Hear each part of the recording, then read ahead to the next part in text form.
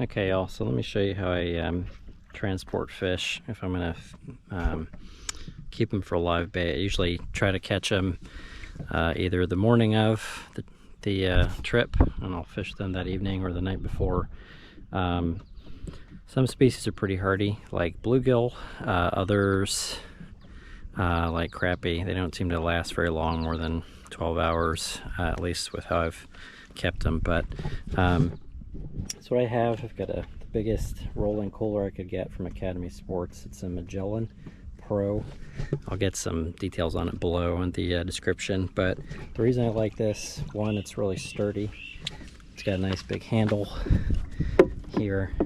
And the other thing, for years I used some cheaper coolers, but the problem is when you drive with it and you stop, it'll slosh around.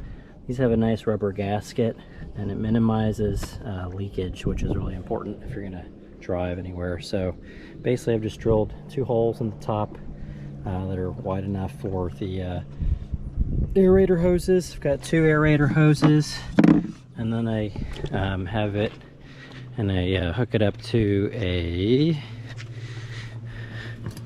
12 volt air pump, volt power, clamp it there, and I've got a just a 12 volt kind of like spare battery here, and it works really well. It should provide air for, you know, at least a full day potentially. So I'm going to fill it up with water, put the fish in, and load it in the car. The thing that sucks is loading in the car. It's definitely easier to you know, put all the fish and the water if it's outside the car, but lifting it yourself sucks because it's really heavy. But, you know, luckily I've been going to the gym for a bit, so I can at least lift it now. A couple years ago I really struggled. So anyway, let's get it loaded up. Okay, so I got everything loaded. I don't know if you can see them very well, maybe.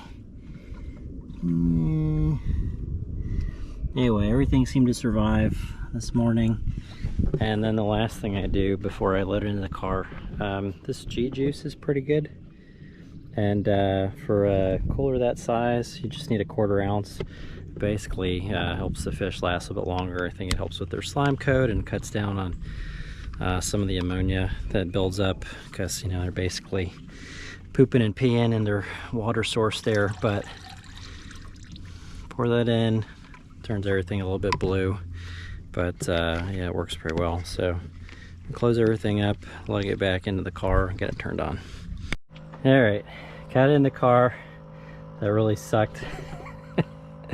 This is probably at least 100 pounds, plus it's sloshing around. So yeah, that's what those deadlifts are for. Anyway, there it is, coming along. Probably when I get home, I'll put a bag of like a gallon bag, put some ice in there, keep the water cool. Should be good till this evening. Jess and I are supposed to fish in I don't know, 4 or 5 hours, so this should be fine. Leave them sitting in the back of the car. I'm gonna go back and swap out gear, and we'll see you this evening.